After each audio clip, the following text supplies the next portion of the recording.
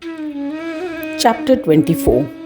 The Assemblage meets Matsarasur. Om Shri Ganeshaya Namaha. Mudgalacharya said that Shankara awakened Matsarasura from his deep meditation. He said, O Matsara, your penance is extreme. Do awaken and ask for a boon. I am pleased with your severe penance and your devotion. I shall fulfill whatever you desire. O best among ascetics, your perseverance is commendable. You have ignored the only deha, body you possess, and endured physical hardships because of your steadfast devotion. You ignored the needs of the body such as food. You ignored all your desires. Now abandon your hardships as your penance has become successful. Open your eyes to visualize this land where you have observed penance and see who is standing before you. Whatever you may wish, however rare, I shall grant it to you. Hearing the words of Shiva, Matsarasur was awakened from the state of deep meditation and saw Shankara before him. Mere darshana of Shiva made him realize his existence. He stood up and humbly bowed to Shiva.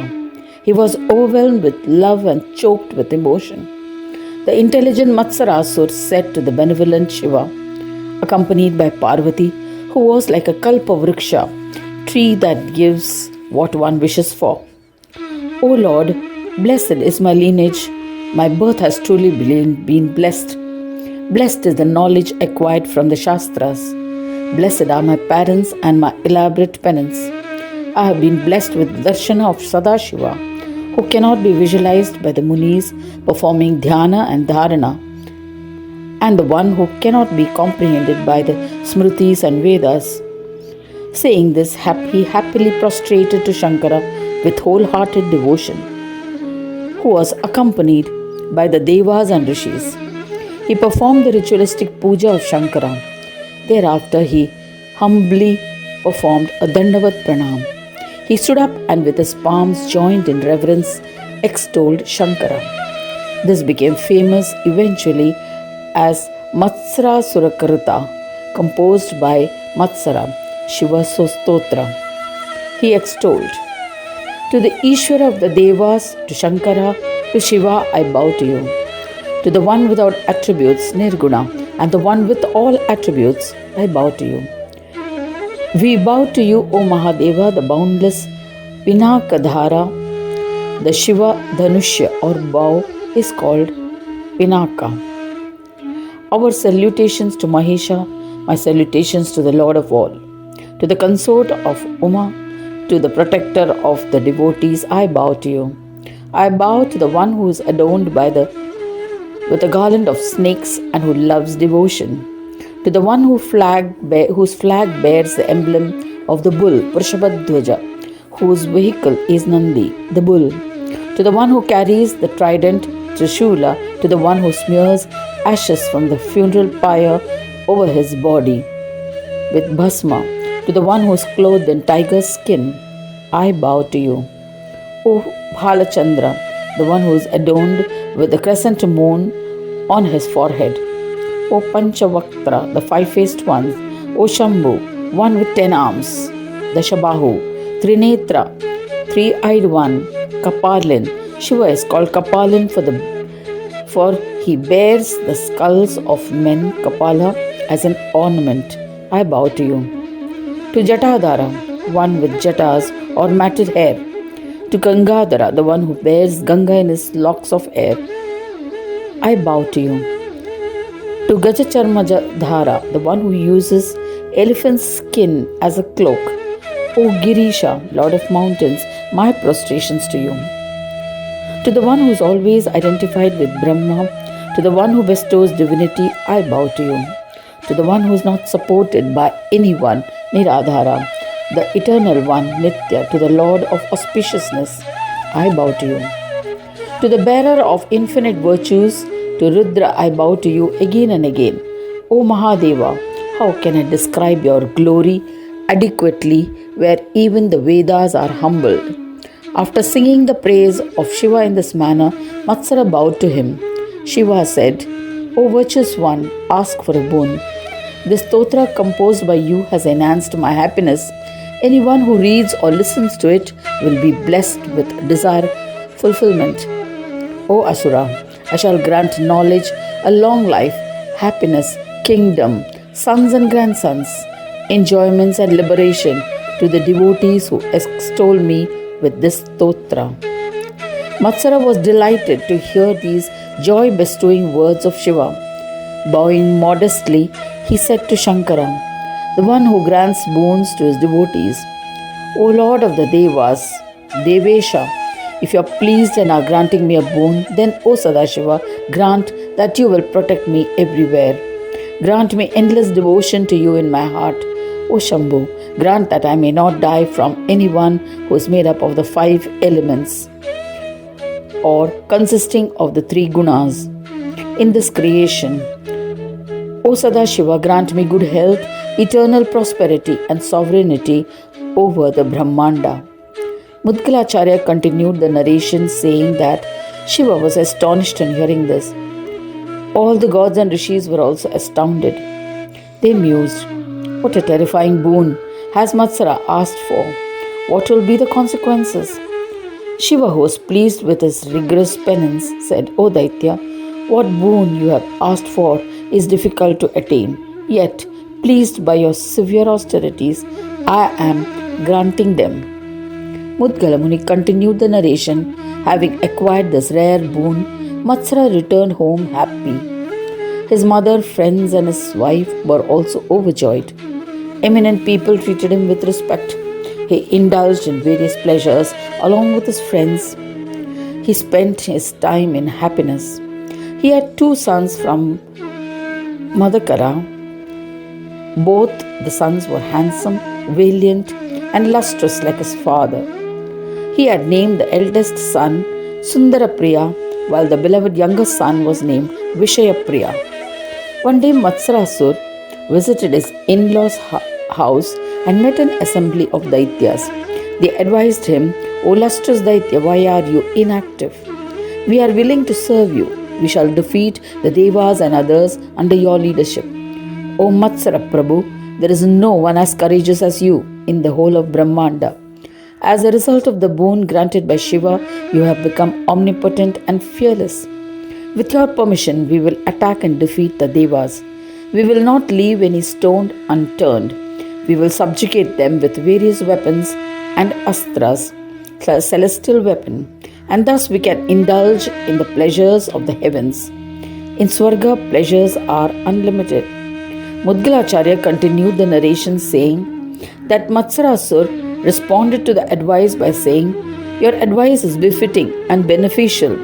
O Danavas, I had been contemplating along the same lines for quite some time, but my mother Prithvi had always dissuaded me. She tells me that Indra is my father and that all the gods and Indra must be venerated by me. Also, that I must always behave righteously to prosper in this and other worlds. The Daityas replied to Matsarasur, these are obstructions created by complications that arise from righteousness, dharma. O Matsara, listen to the events which occurred in the past as a result of this path of dharma.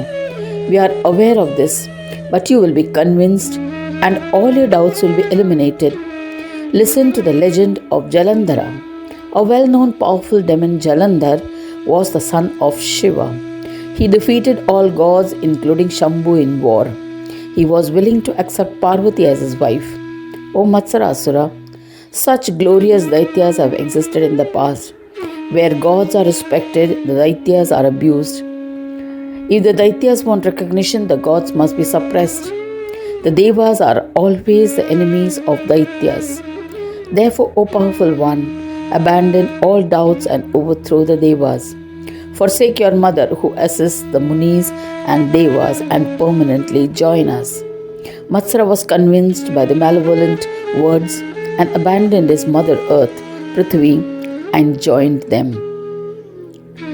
Thus ends the 24th chapter titled The Assemblage Meets Matsarasur of the first Khanda of the Puran Upanishad, Srimad Mudgal Puran, describing the legends of Vakratunda. dedicated to Sri Gajanana. End of chapter 24.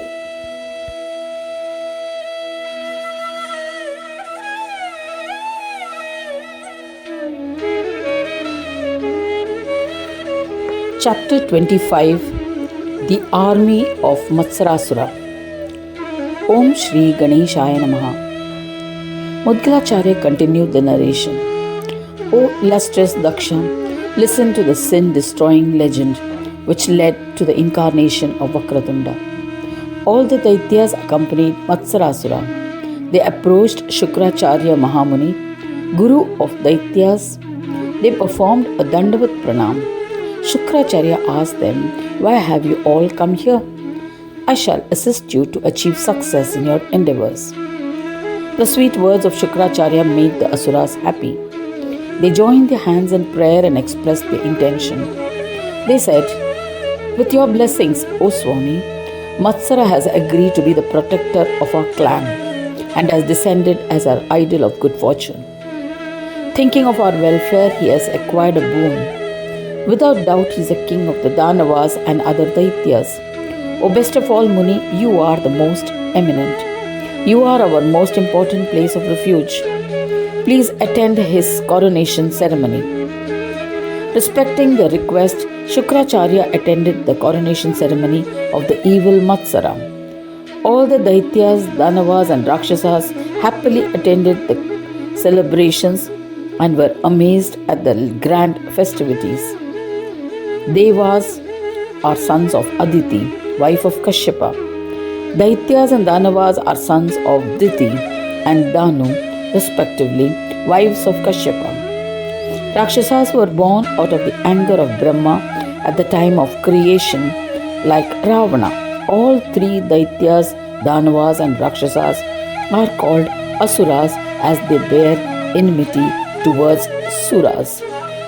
O Prajapati, I shall enumerate the names of their leaders briefly. Namuchi, Shambhara, Shumba, Nishumbha, Kalabhairava, Virochana, Viparachiti, Prahlada, Mahishasura, Andakasura, the valiant Ruru and others participated in the festivities. Brahmins who were well versed in the Rigveda, Yajurveda and Samaveda performed the Rajabhisheka coronation ceremony as ordained. Rishi Ushana, Shukracharya, the Brahmin, the Yogi, the Mahamuni and the greatest of all devotees of Ganesha had organized the ceremony.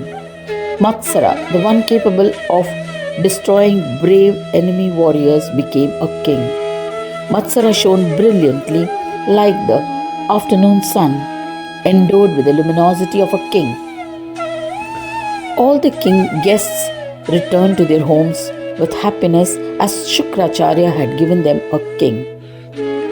After the passage of some time, Matsarasur entertained the thoughts of victory over the Brahmanda. The evil Matsara summoned all the Asuras. They arrived hastily and asked, "O king, the one capable of destroying the pride of enemies, what needs to be done?" Matsara, who desired universal sovereignty, said to them, "I wish to conquer the three worlds." Listening to his words, all the Asuras were thrilled and roaring loudly, prepared for battle and proclaimed their victory. The deafening uproar masked the sounds, the clouds of death. Carrying this most effective weapons and astras, wearing armors, thus equipped, seated on their vehicles, they put together a fourfold army. Chaturanga Sena, army comprising of elephants, chariots, cavalry and infantry, and proceeded for the battle.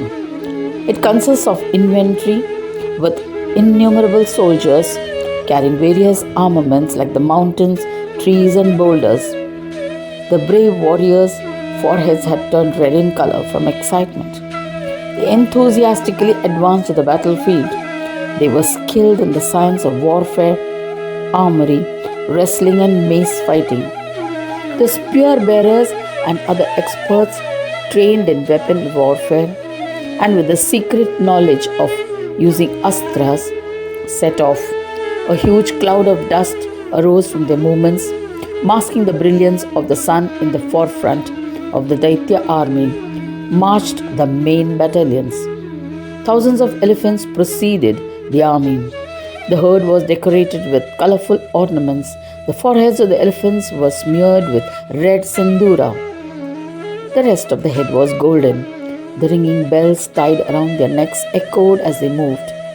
The valiant soldiers rode the elephants carrying spears and other sharp weapons. They appeared like moving mountains. These elephants could pierce the mountains with the tip of their tusks. O Prajapati Daksha, these elephants could uproot trees and forests with their tusks and trunks and destroy huge forests. The elephants were drenched with the pride of their might. Bees buzzed around them. They were capable of trampling thousands of enemies' warriors on the battlefield. The troops of elephants which commenced their journey from the town enhanced the splendor of the army. Dreadful Daityas rode the elephants. They were followed by more cavalry, organized in a powerful manner. Horses were decorated and moved at the speed of the wind, eager to attack. They were strong and swift like the speed of thought. They galloped high like the gusty winds. When they kicked, sparks flew from the hoofs. The Daityas, armed with weapons, rode on them and appeared like dark clouds. They were all skilled warriors, and it appeared as if death was afraid of them. The cavalry was boundless, terrifying, determined, and ferocious.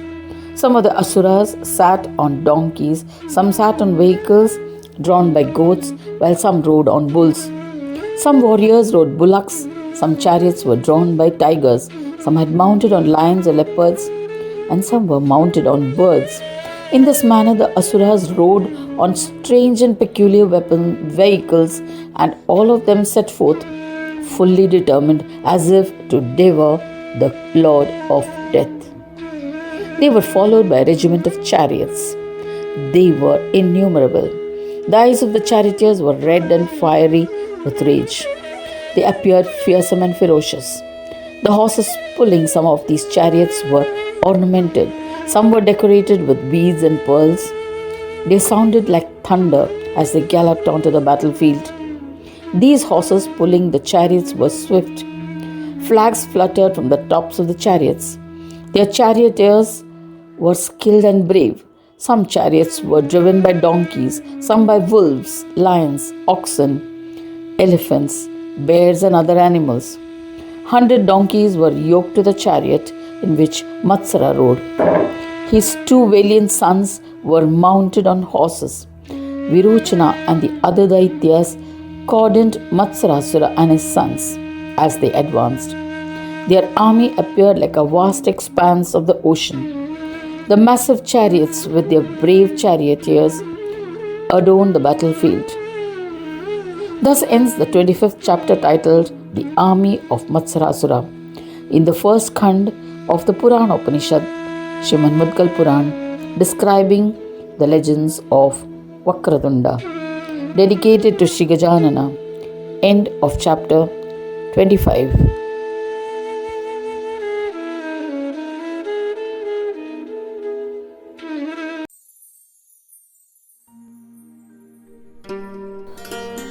Chapter 26. Victory over Patal. Om Shri Ganeshaya Namaha. Mudgalacharya continued the narration to Daksha, saying that Matsarasura's army advanced to destroy the Kshatriyas, eager to conquer the world, and advanced like the wheel of death. Virochana and other asuras could be compared to Yama, the lord of death. Which human in this world would dare to fight them? The Daityas could shatter a mountain to dust by kicking it. They advanced with such ferocity. The burden appeared to crush Sheshnaga under its weight. The army appeared like clouds, dark and enormous as the mountains. The Kshatriyas felt defeated against the Yama-like Daityas whom they faced. Some fled, some of them surrendered. The courageous ones fought bravely on the battlefield and attained the heavens. Matsarasura's brave soldiers killed innumerable kings. They enthroned the sons of the dead kings as rulers of the kingdoms on the condition that they would pay taxes. Those kings who surrendered were reinstated as kings or governors of their own kingdoms. In those kingdoms where no king survived, Daityas were appointed as their king. In this manner, the Daityas became kings of every country and indulged in those kingdoms. Daityas appointed representatives in the courts of various kingdoms as informants. This administrative structure was implemented everywhere. Matsar conquered the entire earth with all its islands and became happy. O Prajapati, after conquering the earth, Matsara descended with the Daitya clan and army to conquer Patal Loka. The gardens of the Nagas were demolished by the Daityas first. To retaliate, the Naga kings came to the battlefield. Vasuki, Takshaka, Kambala, Ashwatara and other Naga kings, along with their armies, battled with the Daityas. The mighty Naga kings were formidable and huge. They prepared for the battle. Riding on various chariots and vehicles, the ferocious kings, his turn emerged. They attacked the Daityas with their collection of arrows, weapons and astras. The Daityas responded strongly and felled them with their stock of weapons. The powerful Nagas went berserk and retaliated. The injured Daityas were humiliated and fled in different directions. Enraged at the massacre of the Daityas, the leader of the Asuras, Virochana, waged a ferocious battle. Many Nagas were crushed. Using various weapons, the valiant Daityas killed many Naga warriors in a befitting reply. Many were beheaded, some others were mauled and skinned. Massive canals of blood flowed. The Nagas, their pride shattered, fled in all directions. Some of the terrified ones lamented and surrendered to the Daityas. Seeing the valor of the Daityas, the chief of Nagas, Vasuki, and others arrived and exhibited their strength and caught the Daityas, who were incited with rage. Takshaka and the other infuriated Nagas spat venom. Thus Patal was converted in venom. The poisonous fumes burnt the Daitya warriors. Many Daityas were wounded and many died. Daityas were unable to withstand the venomous fumes. The weapons of the Daityas may have been consumed by the fire. The fourfold army, comprising of the herds of elephants, cavalry, chariots, and infantry, were destroyed by the fire which surrounded them on all sides. The ones who survived were badly scorched and rendered useless. Virochana and other chief Daityas lay unconscious on the battlefield. This can be compared to modern day chemical warfare. The Nagas happily announced their victory. Echoes of celebrations were heard far and wide. Some of the Nagas danced in ecstasy. Just then the valiant and powerful Virochana, who was the commander of the army, regained consciousness as his agonizing pain subsided. Shukracharya had used his skills to treat the Daityas and save them from the effects of the poison. Andaka and others, Asuras, were also revived and stood up. To avenge themselves, the Daityas released the Garuda Astra on Nagas. Garuda Astra is a celestial weapon. It was used to defend against Naga Astra, as the Garuda eagle is a natural enemy of the Nagas. Garuda Astra released innumerable eagles who devoured all the Nagas. Vasuki retaliated by releasing poisonous flames. All the eagles were scorched, and Garudastra also met with the same fate. To counter the valiant efforts of Vasuki, the astonished Virochana and others assumed the forms of eagles, using their power of Maya. They destroyed battalions of Nagas. This spread fear even amongst the greatest of Nagas. They were distraught and fled in different directions. Takshaka and other Nagas waged a ferocious battle against the eagles, but they were rendered unconscious in the intense battle and killed. When Seshnaga, the king of Nagas, became aware of these dreadful events, he compromised and surrendered to the Daityas. He said, "O powerful Daityas, why are you enraged? Please tell me. In reality, you are my brothers, there is no doubt about it. Tell me, O sons of Diti, are we both but not the residents of this Patal Loka? Then why have you initiated this war?" Mudgalacharya continued the narration saying that after listening to Sesha, Virochana replied softly but with a threatening undertone, "O illustrious Sesha, we revere you. Since you have asked lovingly, I shall reply truthfully. Listen.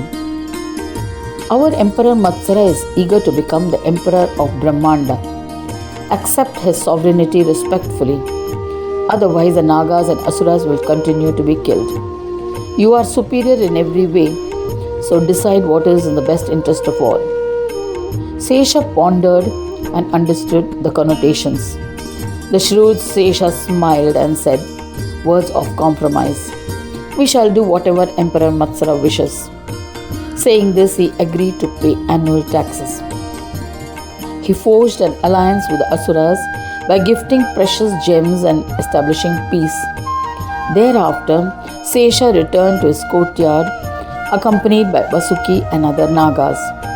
Having defeated the Nagas, the Asuras established their prowess and were thrilled. After conquering Patal, they proceeded to defeat Varuna, the Lord of the Waters. Thus ends the 26th chapter titled Victory over Patal in the first Khanda of the Purana Upanishad, Srimad Mudgal Puran, describing the legends of Vakratunda, dedicated to Sri Gajanana. End of chapter 26.